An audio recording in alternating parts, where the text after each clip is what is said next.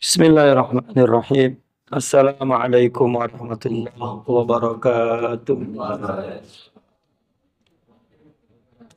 Alhamdulillah wassalatu wassalamu ala Rasulillah wa ala alihi wa ashabihi wa mawala ma ba'du. Hadratul Mukarram akhuna ustadzuna Kiai Haji Ubaidillah Ansari hafizahullah. Akhuna Kiai Haji Andre,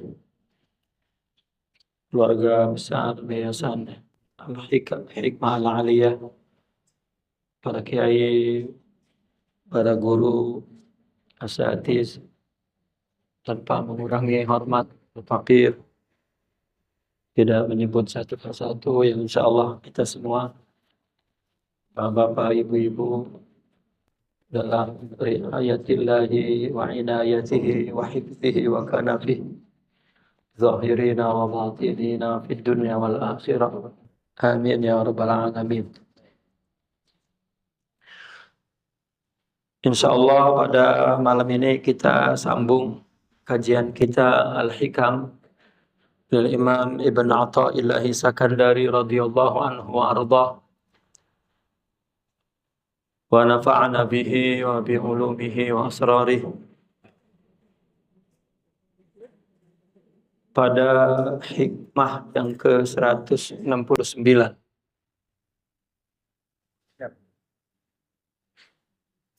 Inayatuhu fika, itu. Betul.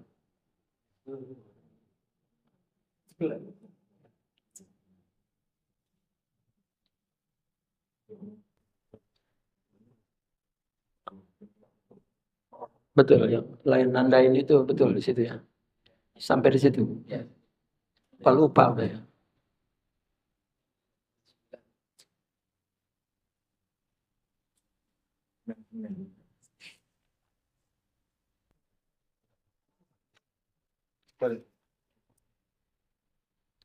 Sebelum hikmah itu pun sama, masih menjelaskan tentang inayah Allah, atau Allah, ya, Allah berikan tanpa adanya sebab, tanpa adanya illah. 3 hikam sebelumnya malah ya, judulnya sama.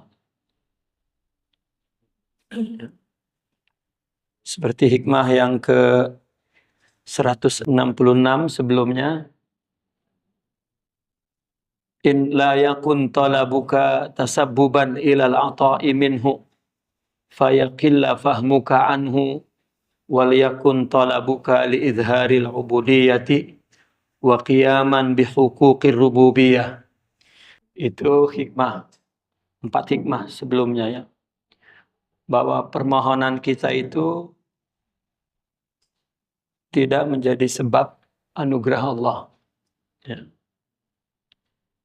Kalau kita memahami bahwa kita minta kepada Allah, kemudian Allah beri, pemberian itu karena diminta, maka itu dianggap fayaqilla fahmuka anhu.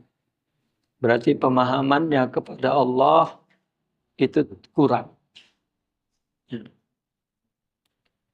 Wal yakun talabuka li izharil ubudiyyah wa qiyaman bihuquqir rububiyah. Nah, tetapi kalau kita memohon, berdoa, berusaha, karena kita tidak tahu ya, kapan keperluan kita itu Allah kabulkan, Allah berikan. Kalau tahu ngapain minta? Ya. Maka kita menyangka bahwa karena diminta, maka Allah baru memberi, itu menunjukkan bahwa pemahaman kita kepada Allah lemah. Artinya tidak paham tentang Allah. Karena permohonan kita sebenarnya, doa kita atau ditambah dengan usaha sekalipun, itu liizharil ubudiyah, untuk menunjukkan, menzahirkan sifat kehambaan kita.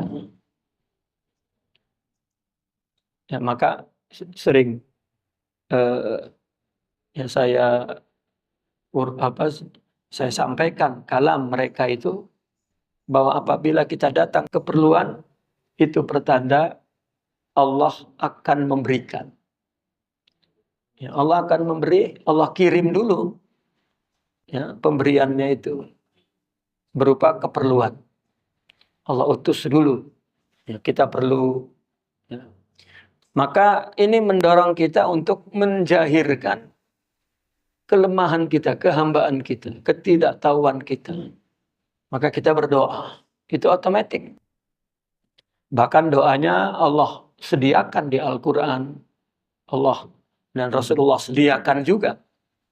Dan banyak para ulama, para aulia juga mengubah doa-doa. Kita menyangka doa itu meminta. Ya, kapan Allah diminta? Kita aja lahir nggak diminta. Ya. Dan segala apa yang terjadi pada kita, banyak yang nggak kita minta. Yang kita ingin malah nggak jadi. Ya. Yang terjadi banyak yang nggak kita inginkan. Nah, manusia sering lupa bahwa doa itu meminta. Itu satu. Atau doa itu memberitahu kalau kita perlu. Padahal keperluan itu putusan dari Allah bahwa Allah akan memberi. Maka antara doa, meminta, usaha dengan hasil, ya, itu hanya Allah yang tahu. Kita sudah berdoa, kita sudah berusaha. Ya. Kita ingat cerita Nabi Musa, ya, berdoa agar dia bisa mendapat satu wahyu, katakan, bimbingan dari Allah. 40 tahun kemudian baru dikabulkan. Gitu. Nah, maka tolab engkau itu liizharil ubudiyah, ya, untuk menjahirkan kehambaan, dan sekaligus wa qiyaman bi hukukir rububiyah. Kita menegakkan hak-hak Tuhan, ya, hak-hak rububiyah. Yang menciptakan, yang mengatur, yang memberi itu adalah Allah. Ya. Maka ketika kita berdoa, ketika kita berusaha, itu sebetulnya ya sedang mendirikan atau membangun, melaksanakan hak. Ya, hak Allah memang mesti diminta. Ya, karena Dia yang memberi. Doa maksudnya. Minta bukan dalam arti kalau tidak diminta tidak diberi, bukan. Gitu. Ya. Dan hikmah berikutnya ini yang bulan lalu ya. Ya, itu juga penjelasan tentang hikmah yang barusan. Kaifa yakunu talabuka lahiqu sababan fi ata'ihi sabiq. Bagaimana permintaanmu yang sekarang ini, ya, itu menjadi sebab pemberian Allah yang sudah Allah catat dulu. Ya. Makanya banyak para ulama, terutama orang-orang sufi, mengatakan idza aradallahu bi'abdin khairan, katanya. Ketika Allah menghendaki seorang itu menjadi orang yang baik, ini kan Allah dulu berkehendak. Faqahahu fiddin. Ya, Allah buat dia suka ngaji, suka memahami agama. Ya, bukan karena dia memahami agama, ngaji maka jadi baik. Justru Allah tentukan baik dulu, karena itu yang diazali. Nah, bentuk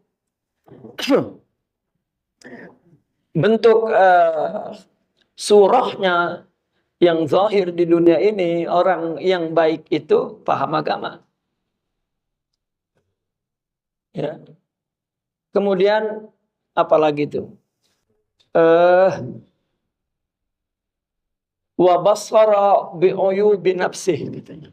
Dan Allah buat dia mengetahui kekurangan dirinya, aib dirinya, ya, kesalahan dirinya, ketidaksempurnaan dirinya, dia melihat sekali. Itu pertanda dia sedang diingini oleh Allah menjadi orang baik. Karena kita tidak tahu. Ya. Ada lagi wa anasahu bil wihda. Allah buat nyaman jika sendiri. Ya, orang kan tadinya bader, tadinya jahat, tadinya nakal gitu katakan. Ketika ingin berubah mesti dia, ya mungkin bahasa sosialnya dia berdamai dengan dirinya sendiri dan dia akan jauh dari orang dan dia mulai menyendiri. Sebetulnya bukan menyendiri, ya, karena dia ingin meninggalkan kepribadian dia yang dulu, ya, dirinya yang dulu, maka dia mulai tinggalkan itu. Ya, Allah buat dia suka bersendiri. Sebetulnya bersama dengan hidayah Allah. Karena dengan begitu dia mampu berubah. Kalau mau berubah masih nyampur aja dengan lingkungan yang buruk, susah. Nah, maka bagaimana tolabmu yang lahik menjadi sebab anugerah Allah yang sabik, yang terdahulu. Masih hikmah sebelum hikmah hari ini, jalla hukmul azali an yandafa ilal ilali. Hukum azal, hukum yang Allah tentukan dahulu itu terlalu kecil, ya, kalau disandarkan kepada alasan-alasan di dunia. Ya, artinya kan mungkin kita ini orang sekeras apapun hatinya, dia pergi ke jalanan melihat orang tidak punya, melihat orang menderita, misalnya lihat, ya, katakanlah dia pembunuh, ya, atau ya mungkin melihat orang lemah, hatinya hancur. Itu manusia kan terpengaruh dengan situasi di luar. Nah, kita jangan membayangkan bahwa Allah itu, ya, terpengaruh dengan sesuatu yang terjadi di dunia ini.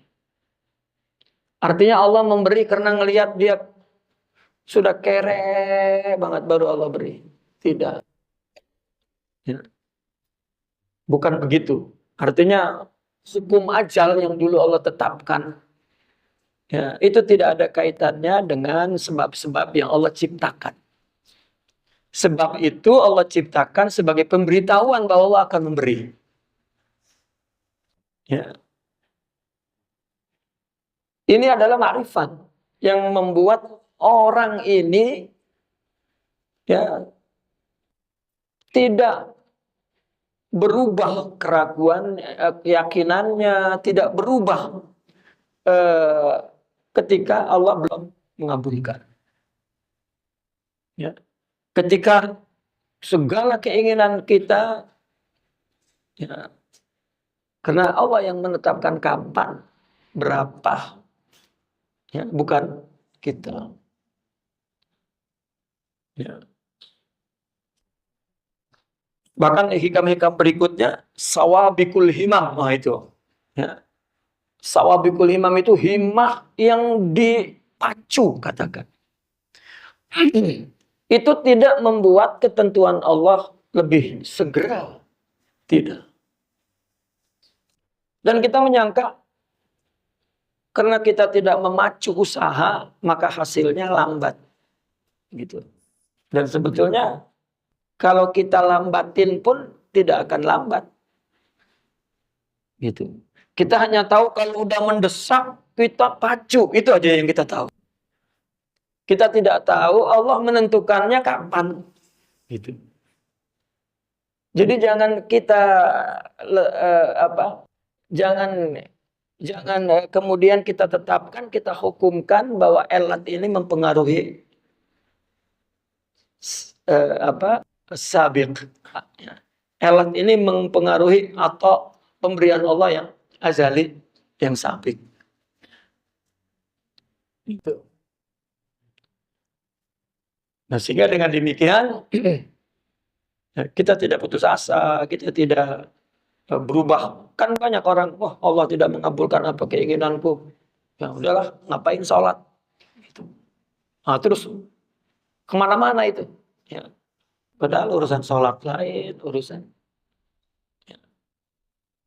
Ya padahal anugerah yang Allah berikan yang lain-lain ya, masih lebih banyak ya, daripada apa yang musibah yang menimpa dia pada hari itu.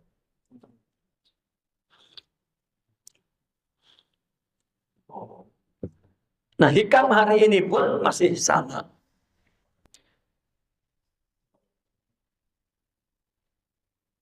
Oh, ini satu ya terusnya.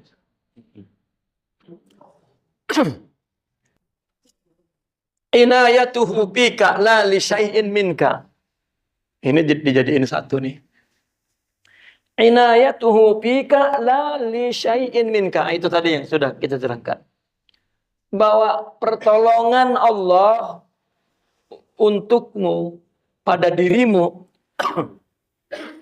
bukan karena sesuatu yang ada darimu. Bukan karena tadi kita ya, kalau kita kan tadi ngelihat orang hancur tabrakan pada patah terus ternyuh. Tadinya pelit banget ngelihat begitu dia ngasih. Artinya pemberian kita adalah dipengaruhi oleh sesuatu yang kita lihat dari luar diri kita. Nah Allah itu tidak. Ya, mungkin saja orang yang tabrakan itu sebab dia diberi taubat kan gitu. Ya. Bukan berarti kemudian melihat dia kesakitan maka Allah kasih taubat, bukan.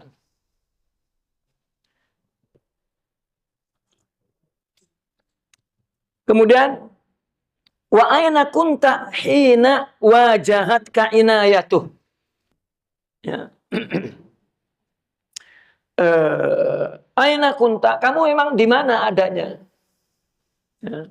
Ketika inayah Allah ya, Allah arahkan kepadamu, ketika Allah menetapkan pertolongan itu, ya kapan? Dulu. Nah, kamu di mana? Kan belum ada. Wa qabalat kariayatuhu, dan juga pemeliharaan Allah. Ketika Allah tujukan kepadamu, kamu di mana? Kan belum ada. Allah tetapkan dulu semuanya di dalam azali. Kalau bahasa syariatnya lauhil mahfuz. Kalau orang sufi menyebutnya al-a'yanus sabitah. Orang-orang filsafat menyebutnya bil ilmillah, bi ilmillah. Bi alamil azali. Itu masih di dalam ilmu Allah. Lam yakun fi azalihi ikhlasu a'malin wala wujudu ahwalin. Belum ada di zaman azali itu amal ikhlas. Amal kan di dunia. Hanya ketentuan saja. Nanti rupa bentuk, ya, gambar, bentuk pemberiannya, ya, itu ditunjukkan kepada kita berupa keperluan, berupa doa, berupa kita ikhlas beramalnya. Wala wujudu ahwal, dan belum ada kondisi tertentu.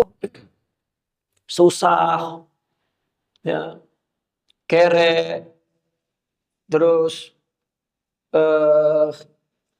duka misalnya, derita, ya. Itu belum ada itu. Karena itu di alam wujud. Kita ke surga aja itu nggak ada yang namanya susah, yang namanya. Ya. Bal lam yakun hunaka illa mahdul ibdali wa azimun nawal.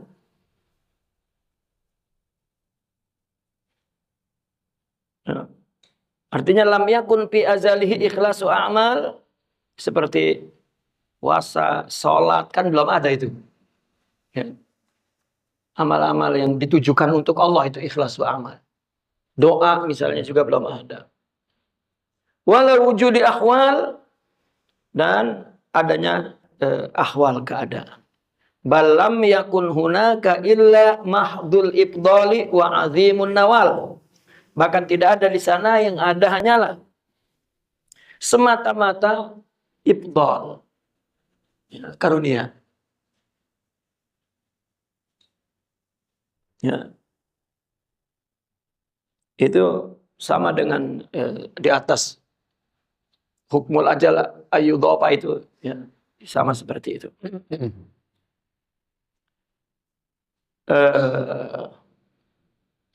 Artinya bahwa doa bukan sebab yang mempengaruhi pemberian, misalnya amal soleh bukan sebab mempengaruhi surga, bukan. Atau kita selamat dari neraka semata-mata karena rahmat Allah Subhanahu wa Ta'ala. Karena kalau pikirannya begitu, maka ketika kita berbuat baik, kita tuntut balasannya mana? Itu dianggap itu ibadah bisnis. Itu ibadah bisnis. Ya. Nah, ini satu hikmah ya. Ini satu hikmah. Sini dibikin 1, 2, 3, 4 hikmah. Itu selesai ya, satu hikmah itu. Nah, hikmah berikutnya, ya ini lain lagi. Sudah temanya lain. Wa qala radhiyallahu alima anna al-ibada yatashawwafuna ila zuhuri sirril inayah.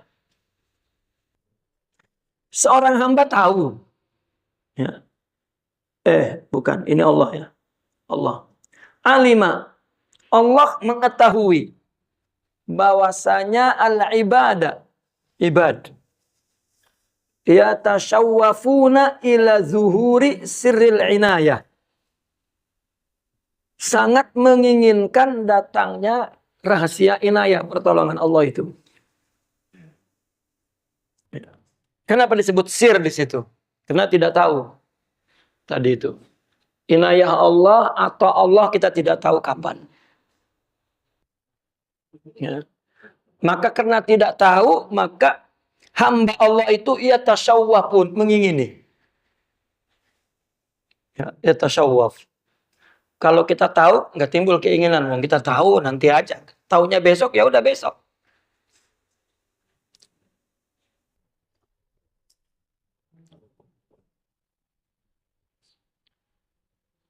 Faqala, maka Allah berfirman, yakhtassu bi rahmatihi may yasha.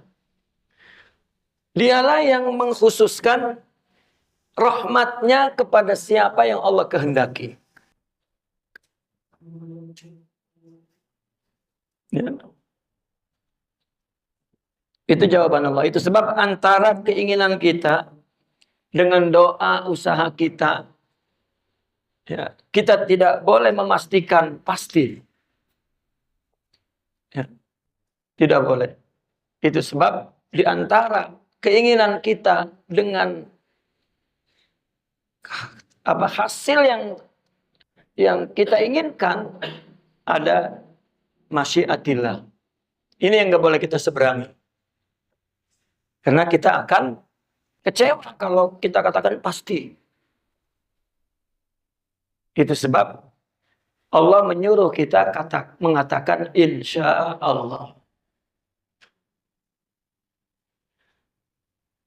Ya. Namun di kita ini orang ngomong insya Allah itu disangkanya untuk alasan nggak ngelaksanain. Datang nggak Pak? Insya Allah, insya Allah, insya Allah. Enggak, datang enggak. Padahal udah betul tuh. Ya. Atau karena memang orang yang ngomong insya Allah itu juga emang lari dari memenuhi undangan, tanggung jawab. Ya, akhirnya karena dia, wah insya Allah dah, kayaknya insya Allah dah. Wah nggak datang udah kalau insya Allah. Ya.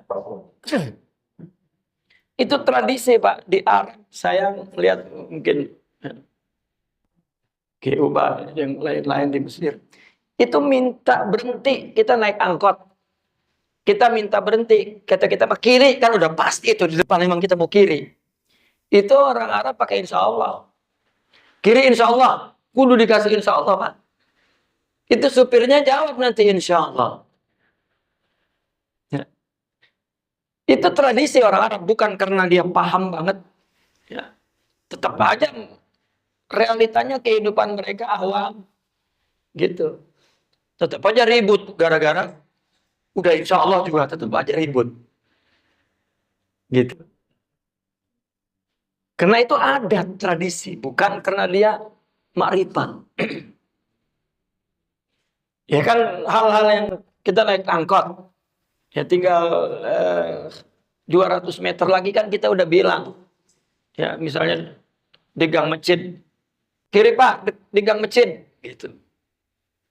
Orang pasti itu.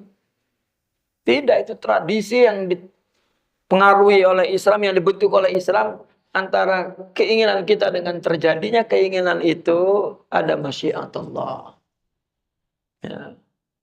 Ini yang boleh kita tidak boleh memastikan. Ya.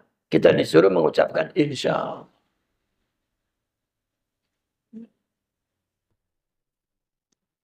Sama dengan salam itu di Arab itu artinya bagus sekali itu tradisi. Kita masuk angkot itu salam Pak. Assalamualaikum. Saya mula-mula datang dulu naik angkot, assalamualaikum, nengok semua, dikira masjid kali. Iya. Mula-mula pulang saya nyetop angkot, assalamualaikum, nggak ada yang jawab Pak. Belum berbunyi salam kita itu nggak ada yang jawab. Nah, akhirnya kita bilang masjid Bang, insya Allah. Gitu. Ya. Wah ini Ustadz gila ini katanya. Ya.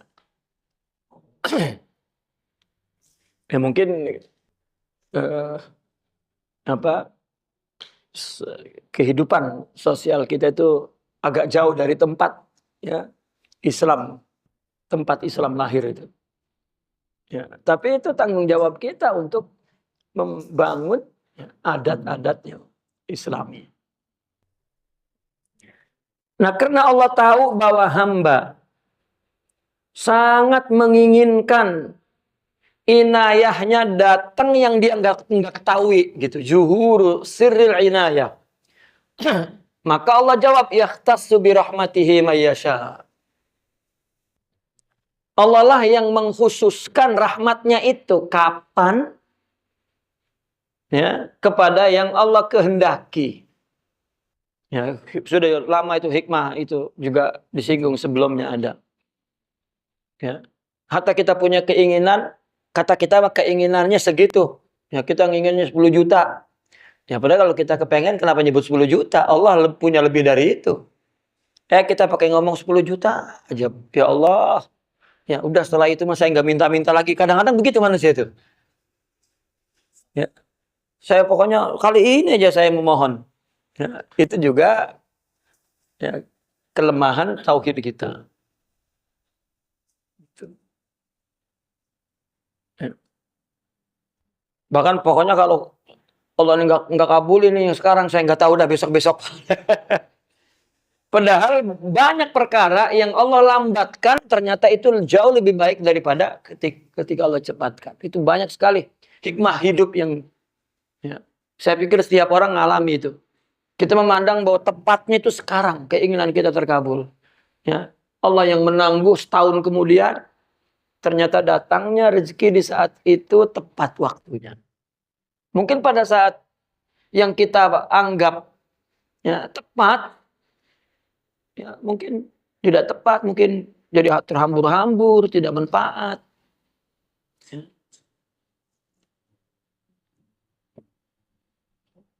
Nah, makrifat seperti ini ya yang membuat dia tidak gundah, tidak putus asa, ya, tidak menimbulkan permusuhan, tidak menimbul ini. Makrifat seperti ini. Ya. Wa alima annahu law khalahum wa dzalika la tarakul amala i'timadan 'alal azal. Ya, dan Allah tahu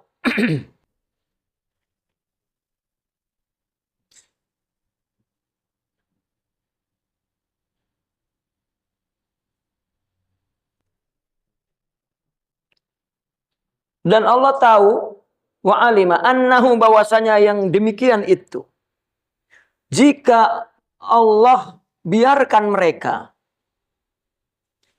ya, law khalahum wa dzalika, dan yang demikian itu artinya bahwasanya inayah ya, yang ditentukan di zaman ajali itu hanya khusus sebagian orang, tidak umum. Gitu. Ya, la tarakul amala i'timadan 'alal azali. Mereka akan meninggalkan amal karena niscaya mereka meninggalkan amal karena beriktimad kepada azal.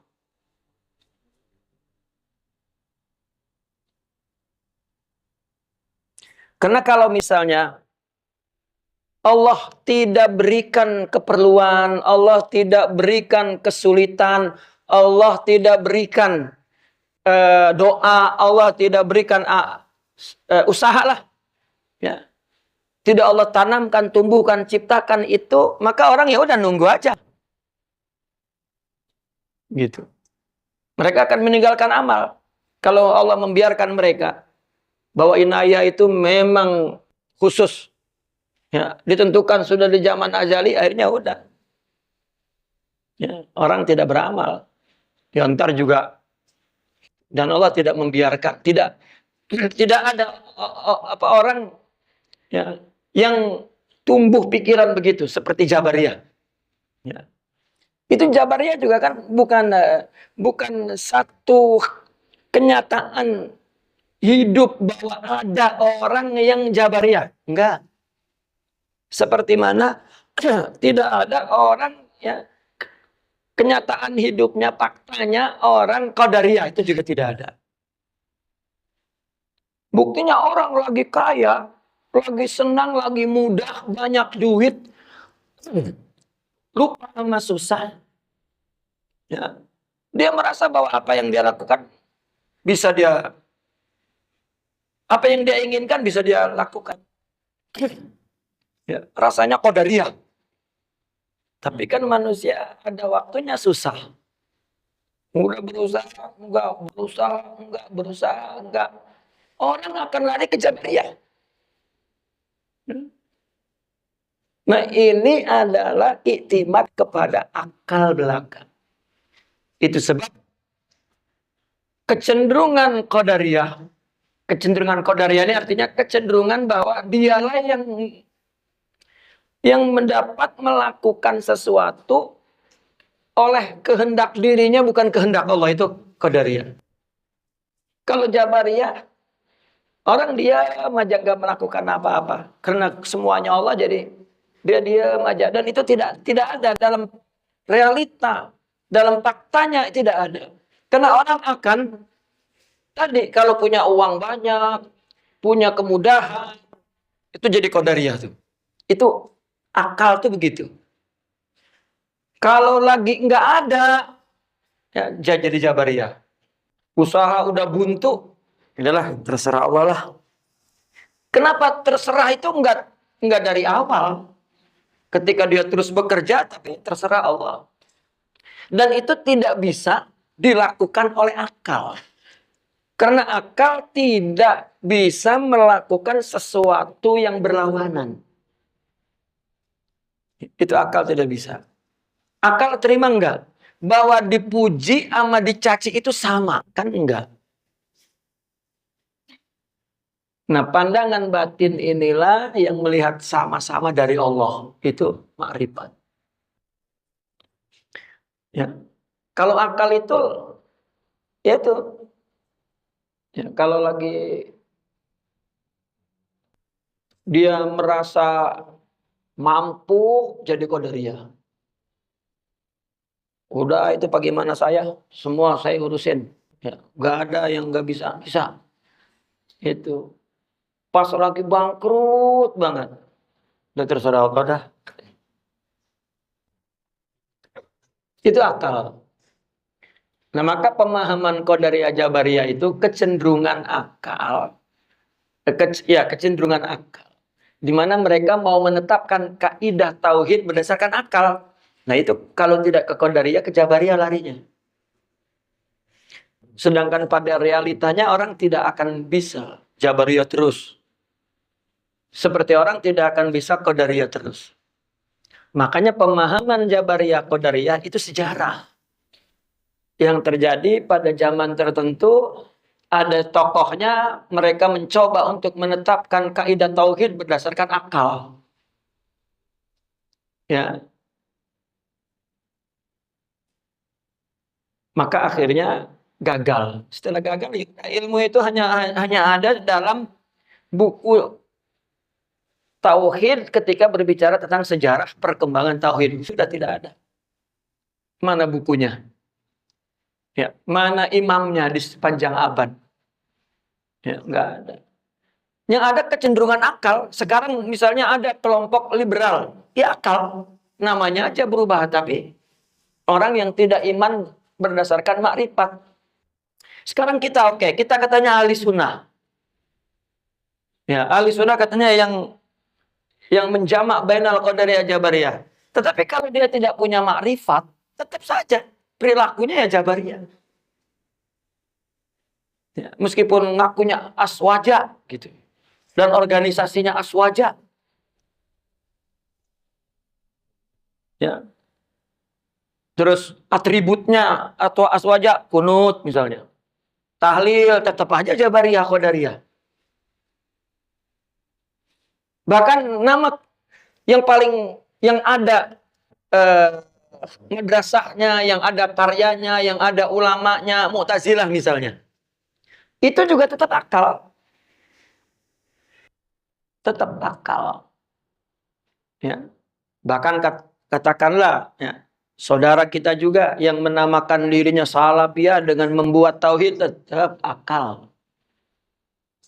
Ya. Mereka mengkritik orang-orang ahli sunnah yang mencoba untuk memadukan antara akal dan hati dalam menyusun ilmu akidah. Mereka mengkritik, ya, akhirnya mereka jatuh ke lubang yang sama. Ya, dia terjerumus ke lubang yang sama karena iman itu di sini. Coba kalau kita membaca Ihya Ulumuddin, kritikan Imam Al-Ghazali, ya, dengan pembacaan yang teliti sekali. Maka ada dua kitab yang sama judulnya, tapi beda pembahasannya. Satu secara ilmu kalam, satunya secara ilmu hakikat. Judulnya Tablisu Iblis. Bukan talbis, bukan tablis, iblas. Tablisu Iblis, ya. Taflis. Ya. Itu yang hakikat yang ngebahas Al-Imam Ibnu Arabi. Dan yang ilmu kalam yang ngebahas adalah Al-Imam Fakhrul Razi. Namanya sama Tablisu Iblis. Apa tablis itu? Membangkrutkan iblis. Iblis di sini simbol untuk orang yang memahami tauhid hanya dengan akal. Karena contoh kecenderungan terkadang Jabari, terkadang Qadari, itu iblis duluan yang melakukan. Dan diceritakan dalam Al-Quran ketika kisah menghadapi ciptaan Nabi Adam itu. Ya. Ketika ditanya, kenapa kamu suruh sujud? Itu kan Qadariyah itu. Ya, tetapi ketika dia susahnya menggoda orang, akhirnya Jabariyah. Wa bi izzatika la ughwiyannahum. Dengan meminjam kekuatan Engkau ya Allah, aku menggoda mereka. Itu kan Jabariyah. Ya, tetapi ketika disuruh sujud, nah ana khairun minhu, Qadariyah. Gitu. Nah, akhirnya simbol iblis ini dilekatkan kepada orang yang hanya bersandar kepada akal dalam memahami tauhid. Nah, maka untuk membantahnya dipatahkan dulu pandangan akal itu. Maka dia menulis buku judulnya Taflisu Iblis. Ya, membangkrutkan iblis. Nah, seperti tadi tuh kalau kita punya duit, punya harta, kalau kita kepengen, nggak ada itu. Ya Allah, nggak ada. Ya. Ngapa sedih-sedih? Ya, kecil banget. Berapa? Boilah. Nah, pas nggak ada. Ya. Nah, ini akal tidak mampu kecuali seperti itu. Tidak bisa menyatukan atau yang disebut naqdud biddain katanya. Nggak bisa menghancurkan dua keadaan atau dua perkara yang berlawanan. Tidak bisa menggerus ya, menjadi satu. Ya, bahwa enak nggak enak itu sama rasanya, itu nggak bisa. Punya nggak punya sama rasanya itu nggak bisa. Ya, itu hanya makrifat yang bisa, akal nggak bisa. Ya, kita akan beda rasanya dipuji sama dicaci. Ya, kita kalau ditanya sama nggak Pak dipuji sama dicaci, loh beda goblok lu kan begitu. Ya, masa dicaci sama dipuji sama, nggak punya perasaan kan gitu. Ya. Sedangkan ya, para aulia mengatakannya apa? Idza aradallahu nashra fadilatin atahallahu lahu lisana hasudin katanya. Ketika Allah ingin mengangkat nama baik seseorang, itu yang menyebarkannya itu adalah yang Allah siapkan untuk menyebarkannya lidah yang hasud. Ini teori akal. Ini hakikat sebelum akal. Maka kalau ada yang buruk-buruk, jangan disebarin. Ya, nanti naik gitu. Biarin juga terberhenti gitu.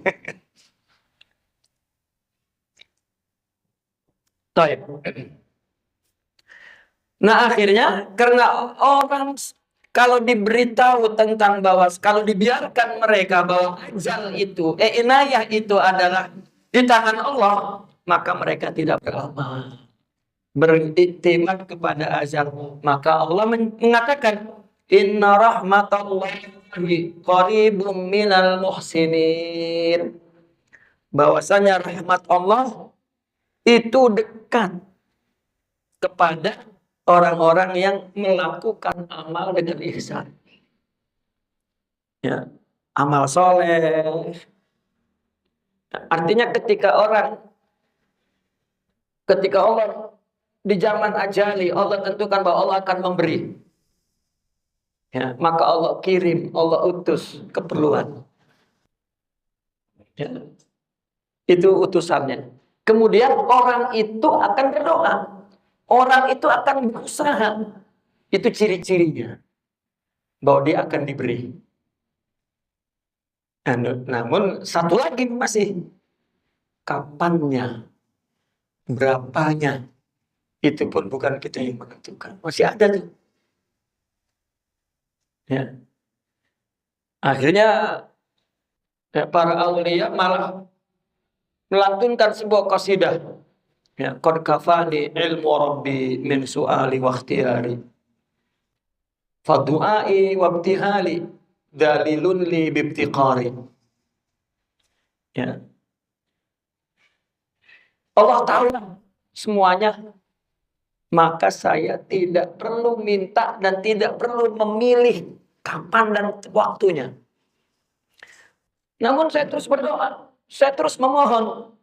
Karena doa dan permohonan itu saya menunjukkan bahwa saya perlu kepada Allah, bahwa saya hamba. Walihada apa lupa terus. Walihada siri ad'u. Ya. Nah, sir itu yang kita tidak tahu kapan Allah berikannya. Yang tadi itu sebab saya berdoa. Dibna fakri wa tirari. Meskipun dalam berdoa saya penuh dengan keperluan, penuh dengan kenelangsaan. Bahkan akhirnya apa? Adrik ini katanya, tolonglah dan berikan kami kesabaran. Dan itu semuanya adalah mendidik agar kita menjadi hamba Allah saja. Itu kehidupan. Begitu juga ibadah yang kita lakukan. Bukan terus kita merasa kita zikirnya banyak, amalnya banyak, ya, ilmunya banyak, terus merasa mulia. Tidak. Ya, tidak. Mulia itu apabila dia melakukannya karena Allah. Nah itu.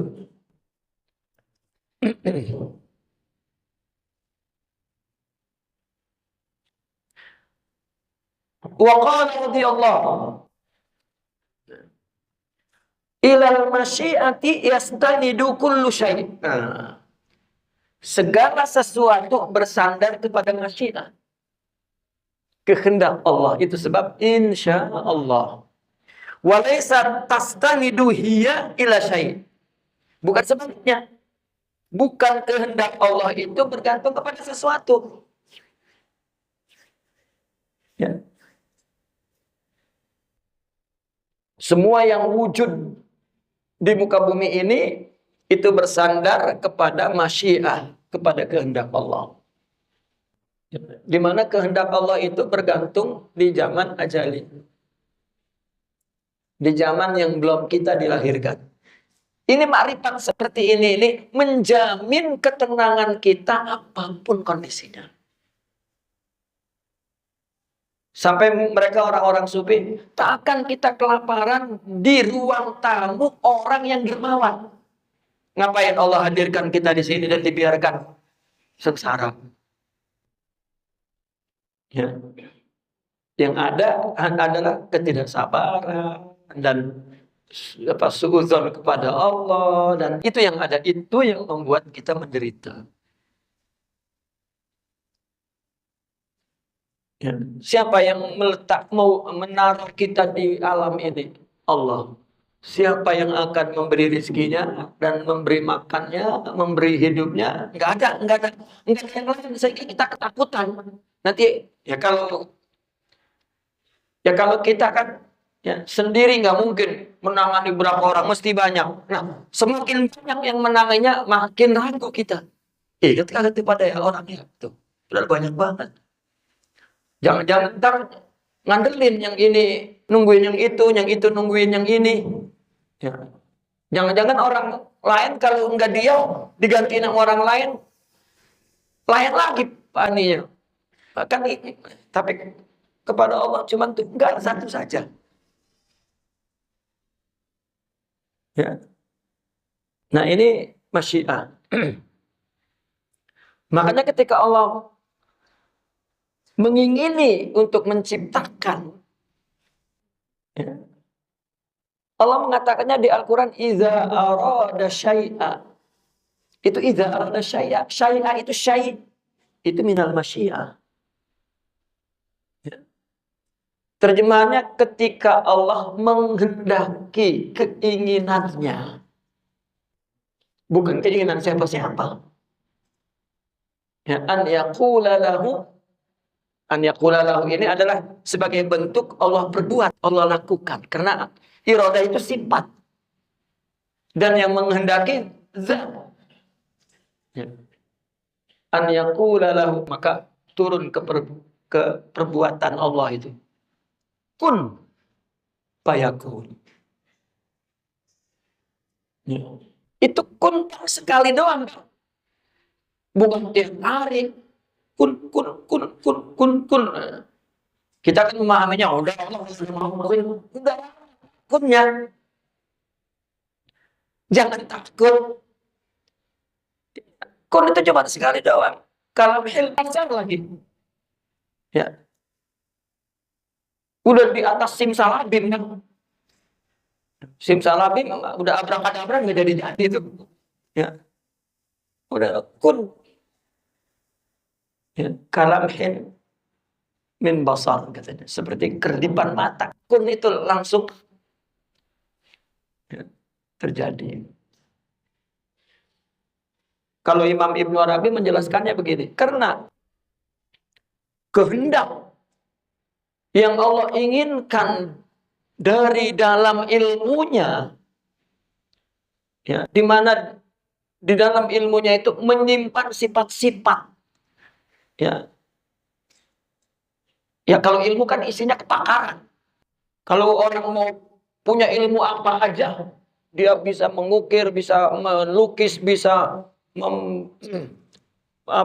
memperhalus ini, bisa membentuk itu, kan kepakaran itu ya adalah sifat-sifat zatnya. Ya, itu semua ada dalam ilmunya. Ya. Kita aja digambarkan ke kita nih di dunia nih. Kita kalau kepengen bikin rumah itu nggak bisa 1 detik sekaligus jadi kun, nggak bisa. Mesti kita memerlukan waktu setahun. Padahal bukan setahun. Sering saya ulang itu. Durasi wujud benda diwujudkan di bumi ini durasinya hanya 1 detik. Saya mengumpamakannya, coba. Allah sudah mengumpamakan kita. Kita pun punya perumpamaan yang saya sering lakukan seperti proyektor. Itu film 2 jam. Itu kan isinya sebenarnya asalnya dari potongan-potongan klise. Itu ya perwujudan film itu satu klise demi klise. Ya, sehingga kelihatannya satu cerita yang bersambung dan itu saja waktu itu 2 jam gitu. Kita bikin rumah setahun, padahal tidak setahun. Kenapa? Karena durasi wujud ini cuma sedetik, maka itu perlu jutaan detik jadi setahun. Waktunya sangat kecil di dunia ini. Nah, begitu juga Allah ketika menghendaki bahwa sifat Allah, kepakaran Allah yang ada dalam ilmunya, kalau kita sebut kepakaran tanda kutip, untuk diwujudkan itu terlalu besar. Karena wujud di dunia itu cuma ya, 1 wakat, disebutnya wakat, 1 detik. Maka akhirnya perlu beberapa kali muncul zuhur, terus ngebangun itu aja yang dikerjain baru jadi. Dan berbeda ketika kita di akhirat nanti. Kita diwujudin di akhirat dengan lembaran waktu yang abadi, tiada terbatas, tidak berganti. Ya. Jadi kalau kita pengen sesuatu di akhirat, betul kun jadi. Kita lagi duduk di kursi ini, helikopter jadi langsung gitu. Nah, bumi ini yang kita melihatnya berapa ribu tahun, itu bagi Allah kalamhin ya, minal basar, seperti sekedip mata. Nah, ini tentang masyiah, ya, tentang masyiah, bahwa kehendak itulah yang menjadi sandaran segala sesuatu.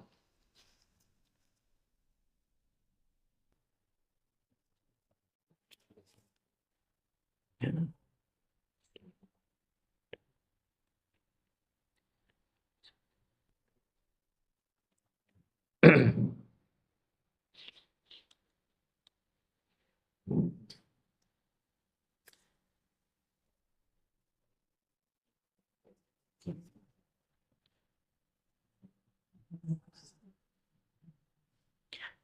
Nah, terakhir ini ya, terakhir kita berakhir di sini karena kayaknya hikmah selanjutnya ini yang mulai judul lain karena ini masih masyiah tadi itu. Ya.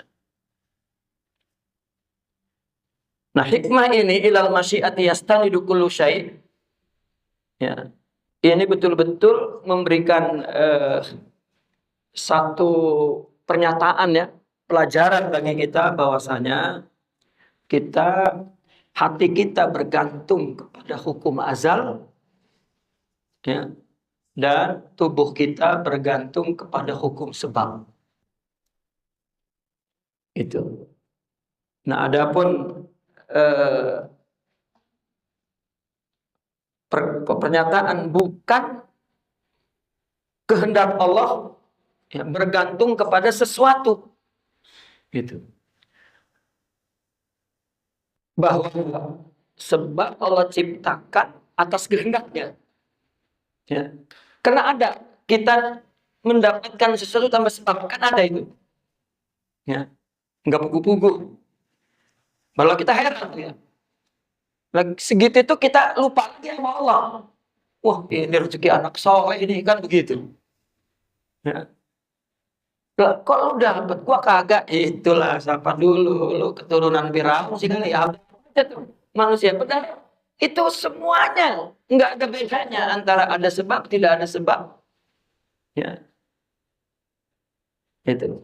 Namun dari hikmah ini, ya, ini adalah satu isyarat kepada kita seorang hamba untuk terus membangun sifat kehambaan. Karena sifat kehambaan itulah yang menimbulkan sifat iftiqar, perlu. Kalau hamba saja itu perlu. Dan mengembalikan tadbir dan ikhtiar itu Allah. Ikhtiar itu bukan, kita menyebut ikhtiar kan usaha. Ikhtiar itu memilih. Memilih kapannya, memilih berapanya, itu serahkan ya, kepada Allah. Namun kita terus berusaha. Namun kita terus berdoa. Namun kita mesti ingat terus bahwa kita mesti terus ya, berusaha. Itu ibadah. Nah, itu yang paling penting. Yang paling penting bahwa itu adalah ibadah kepada Allah. Ya. Bahkan ada seorang wali mengatakan begini, bahwasanya